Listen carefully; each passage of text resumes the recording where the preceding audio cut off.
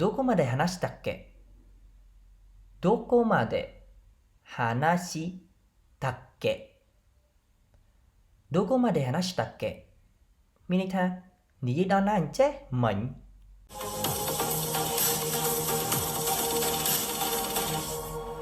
皆さんこんにちはសួស្តីអ្នកទាំងអស់គ្នាថ្ងៃនេះពួកយើងនឹងទៅសិក្សាឃ្លាជប៉ុនខ្លីៗចំនួន12បន្ថែមទៀតលើកទី1ខ្ញុំអានលឿនធម្មតាលើកទី2ខ្ញុំអានមួយហើយបកប្រែជាភាសាខ្មែរលើកទី3ខ្ញុំអានជាភាសាអង់គ្លេសហើយបកប្រែពាក្យនីមួយៗនៅក្នុងឃ្លានីមួយៗអញ្ចឹងអ្នកទាំងអស់គ្នាកុំភ្លេចថាតាមរាល់ឃ្លានីមួយៗដើម្បីអ្នកទាំងអស់គ្នាកាន់តែឆាប់ចាំនិងបញ្ចេញសំឡេងបានកាន់តែល្អបើអ្នកទាំងអស់គ្នាចូលចិត្តវីដេអូនេះសូមកុំភ្លេចជួយចុច like និង subscribe channel របស់ខ្ញុំផងទេបាទ早速គឺ始めましょうកុំឲ្យខាតពេលយូរចាប់តាមទាំងអស់គ្នាអញ្ចឹងឃ្លាទី1របស់យើងនៅថ្ងៃនេះគឺそれは不公平ですそれは不公平ですそれは不公平ですមានន័យថាវាគឺអយុត្តិធម៌ណាស់ It's unfair ចឹងそれはគឺមានន័យថាវាភាគច្រើនយើងសំដៅទៅលើរបស់ណា不公平ចឹងពាក្យ不公平នេះគឺ3អក្សរនេះគឺជាប់គ្នាតែម្ដងគឺមានន័យថាអយុត្តិធម៌ណោះចឹងពាក្យ不公平ចឹងបើសិនជាពាក្យផ្ទុយនឹងពាក្យអយុត្តិធម៌គឺយុត្តិធម៌ត្រូវអត់ចឹងយុត្តិធម៌គឺយើងគ្រាន់តែលុបអក្សរខាងមុខនេះអក្សរពាក្យមិននេះនៅពីមុខហ្នឹងទៅអក្សរនេះគឺមានន័យថាមិននេះអក្សរនេះអញ្ចឹងលុបអានឹងចោលទៅដាក់ថាខូហេមកគឺមានន័យថាយុត្តិធម៌ហើយអញ្ចឹងកន្លែងនេះគឺយើងដាក់ fuko he មានន័យថាអយុត្តិធម៌ណោះ des អញ្ចឹង des យើងអាចបកប្រែថាគឺជាឬក៏នៅខាងក្រៅប្រយោគដើម្បីបញ្ជាក់ថាគួរសមណាដើម្បីបញ្ជាក់ពីការគួរសមអញ្ចឹងជារួមそれは不公平ですそれは不公平ですមានន័យថាវាគឺអយុត្តិធម៌ណាស់ឥឡូវយើងទៅមើលឃ្លាបន្ត当てさせて当てさせて当てさせてមានន័យថាទុកឲ្យខ្ញុំទាយ Let me guess ចឹងពាក្យថាអថាតេគឺជាទម្រង់ថេណោះគឺយើងបំបែករួចហើយអញ្ចឹងពាក្យដើមរបស់ពាក្យហ្នឹងគឺអថារុនេះអថារុគឺបកបានច្រើនកន្លែងនេះគឺយើងបកថាទាយនេះក្នុងន័យយើងទាយគឺយើងប្រើអថារុនឹងឯងណោះអញ្ចឹងសាសេតេអញ្ចឹងសាសេតេក៏ជាទម្រង់ដែលយើងបំបែករួចហើយដែរនេះគឺទម្រង់ថេទៀតទៅហើយគឺបញ្ចប់ដោយថេដោយសារអីពេលដែលមានថេនៅខាងចុងគឺជាការបញ្ជានរណាម្នាក់ឲ្យធ្វើអីគេមួយណោះអញ្ចឹងគឺវាត្រូវមានបូកពាក្យខាងក្រោយនេះគឺដាសៃណោះធម្មតាទៅពេលបំបែកទៅជាថេវាតែងតែមានគឺដាសៃនៅខាងក្រោយហើយប៉ុន្តែដោយសារតែយើងផ្ដាច់ត្រឹមថេហ្នឹងដោយសារយើងចង់និយាយអត់គួរសមយើងនិយាយជាមួយតែមិត្តភក្តិយើងទេឬក៏អ្នកគ្រួសារយើងឬក៏អ្នកយើងស្គាល់ចិត្តស្និទ្ធណោះបែបបើយើងចង់និយាយគួរសមយើងថាយើងចង់និយាយទៅកាន់គេទៅទុកឲ្យខ្ញុំទីតែក្នុងន័យគួរសមយើងដាក់គឺដាសៃពីខាងក្រោយទៀតតគឺហើយឯណោះអញ្ចឹងពាក្យថាសាសេតេនេះពីដើមនេះគឺសាសេរុនេះសាសេរុបំបែកទៅជាសាសេតេនឹងតែម្ដងអញ្ចឹងសាសេរុគឺមានន័យថាឲ្យនេះទុកឲ្យខ្ញុំធ្វើអីគេមួយក្នុងន័យបែបហ្នឹងមានន័យថាទុកឲ្យខ្ញុំអីនេះទាយត្រូវអត់ពីអធេរុមិញគឺទាយអញ្ចឹងទុកឲ្យខ្ញុំទាយអញ្ចឹងយើងនិយាយថាអថាតេសាសេតេអញ្ចឹងជារួមអថាតេសាសេតេអថាតេសាសេតេគឺមានន័យថាទុកឲ្យខ្ញុំទាយឥឡូវយើងទៅមើលឃ្លាបន្ត落ち着いて落ち着いて落ち着いてមានន័យថាស្ងប់អារម្មណ៍ឬក៏ទប់អារម្មណ៍ take it easy អញ្ចឹងឃ្លាមួយនេះគឺយើងប្រើនៅពេលដែលនរណាម្នាក់គាត់រៀងដូចឆេវឆាវឬក៏គាត់រៀងដូចផ្ទះសាររឿងអីគេមួយគឺយើងតែនិយាយថា落ち着いてឧទាហរណ៍ថាគាត់លឺដំណឹងអីគេមួយឬក៏គាត់ទន្ទឹងរង់ចាំដំណឹងអីគេមួយអញ្ចឹងទៅគាត់ដើរចុះដើរឡើងអត់នៅស្ងៀមអត់អង្គុយមកកន្លែងអាហ្នឹងហើយគឺយើងហៅគាត់落ち着いてមានន័យថាទប់អារម្មណ៍ឬក៏ស្ងប់អារម្មណ៍ឲ្យគាត់លក្ខណៈថារៀងនៅស្ងៀមអញ្ចឹងហើយកុំឲ្យគាត់ដើរចុះដើរឡើងលក្ខណៈថាដូចភ័យផងផងអីចឹងទៅហើយយើងអាចប្រើនៅពេលមួយទៀតគឺពេលដែលអ្នកណាម្នាក់ខឹងឧទាហរណ៍ម្នាក់ហ្នឹងកំពុងតែខឹងខ្លាំងអញ្ចឹងយើងក៏ប្រាប់ថា落ち着いてមានថាតិចចិត្តទៅឬក៏ស្ងប់អារម្មណ៍ទៅក្នុងពេលហ្នឹងគឺយើងប្រើ落ち着いてហ្នឹងឯងណោះអញ្ចឹងពាក្យហ្នឹងគឺយើង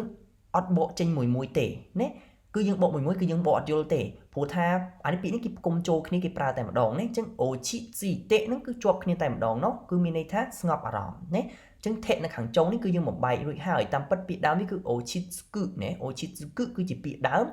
យើងបំបែកទៅជាថេគេដើម្បីអីដោយសារតែក្នុងន័យយើងនិយាយបញ្ជាទៅកាន់នរណាម្នាក់ណោះអញ្ចឹងឥឡូវយើងទៅមើលឃ្លាបន្ត誰が言ったのですか誰が言ったのですか誰が言ったのですかមានន័យថានរណាជាអ្នកនិយាយ Who said it 誰យើងដឹងហើយគឺនរណាណា Ga គឺជាបរិយាស័ព្ទ Itta ចឹង Itta គឺមកពីពាក្យដើម you ណា you ចឹងពេលដែលយើងបំបែកជាថាគេគឺយើងអានថា Itta អញ្ចឹងពាក្យនេះគឺករណីពិសេសណាអ្នករៀនពីដំបូងគឺដឹងហើយយើងអានថា you ណាយើងអត់អានថា e ទេយើងអានថា you អញ្ចឹងពេលដែលយើងបំបែកទៅជា Itta ណា no deska ចឹង no deska កន្លែងនេះគឺមកពាក្យ deska មានន័យថាម៉េចតើនៅក្នុងភាសាខ្មែរយើងមានន័យថាជាសំណួរយើងសួរទៅកាន់នរណាម្នាក់ក្នុងន័យគួរសមហើយ no កន្លែងនេះគឺយើងអត់មានអត្ថន័យទេវាគ្រាន់តែកត់ធ្ងន់ទៅលើអ្វីដែលយើងចង់និយាយណាគឺយើងដាក់ no ហ្នឹងអញ្ចឹងជារួម誰が言ったのですか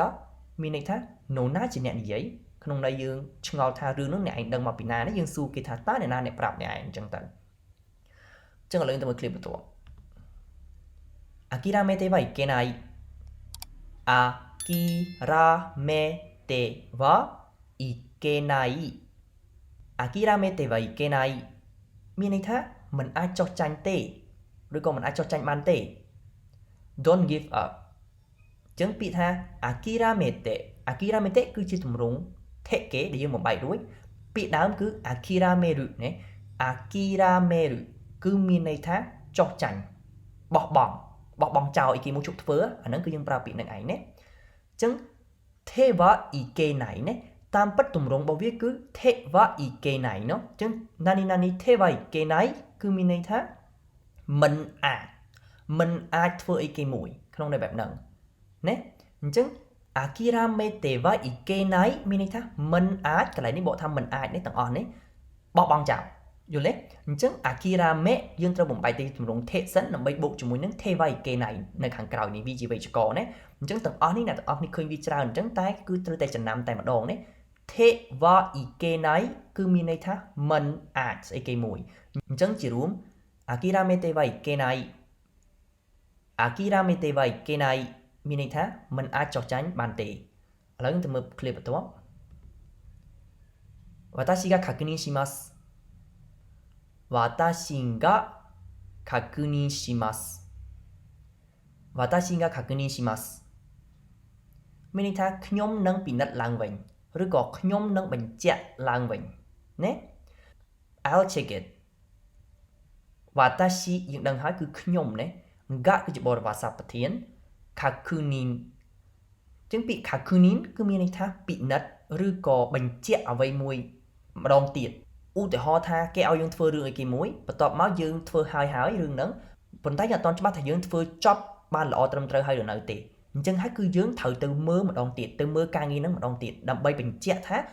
ពិតជាធ្វើបានល្អហើយណាអញ្ចឹងយើងប្រើពាក្យ確認ណាអញ្ចឹង確認គឺយើងបកបែបហ្នឹងមានន័យថាយើងពិនិត្យឬក៏យើងបញ្ជាក់អ្វីមួយម្ដងទៀតដើម្បីឲ្យកាន់តែច្បាស់ណោះឲ្យត្រឹមត្រូវកុំឲ្យខុសអញ្ចឹង shimas យើងដឹងហើយមកពីពាក្យហ្នឹងគឺមកពីពាក្យ suru ណាទម្រង់ដើមមានន័យថាធ្វើអញ្ចឹង kakunin ជានាមបូកជាមួយនឹង suru កិរិយាសព្ទដើមអញ្ចឹងទៅជាកិរិយាសព្ទទាំងអស់ណាទៅជាកិរិយាសព្ទវិញអញ្ចឹង kakunin shimas មានន័យថាពិនិត្យឡើងវិញនឹងឯងណោះអញ្ចឹងជារួម私が確認しますមានន័យថាខ្ញុំនឹងពិនិត្យឡើងវិញអញ្ចឹងឥឡូវយើងទៅមើលឃ្លាបន្ទាប់それは深刻ですかそれは深刻ですかそれは深刻ですかមានន័យថាតើវាធ្ងន់ធ្ងរដែរឬទេ Is that serious それはគឺមានន័យថាវាដែលយើងរៀនមុននឹងមិញ深刻គឺធ្ងន់ធ្ងរណាគឺយើងនិយាយពីហៅថាស្ថានភាពអីគេមួយធ្ងន់ធ្ងរគឺយើងប្រើពាក្យ 深刻នឹងឯងណោះ deska គឺជាសំណួរតើណាអញ្ចឹងជារួមそれは深刻ですかそれは深刻ですかគឺមានន័យថាតើវាធ្ងន់ធ្ងរដែរឬទេអញ្ចឹងយើងប្រើ clear នេះនៅពេលដែលយើងចង់សួរពីរឿងអីគេមួយឧទាហរណ៍យើងឮគេនិយាយពីរឿងអីគេមួយដែលមិនល្អតែយើងចង់ដឹងថាតើវាធ្ងន់ធ្ងរខ្លាំងអត់យើងអាចនិយាយ clear នឹងបានគឺそれは深刻ですかនេះយើងសួរគេអញ្ចឹងយើងទៅមើល clear បន្ទាប់時間がかかります時間がかかります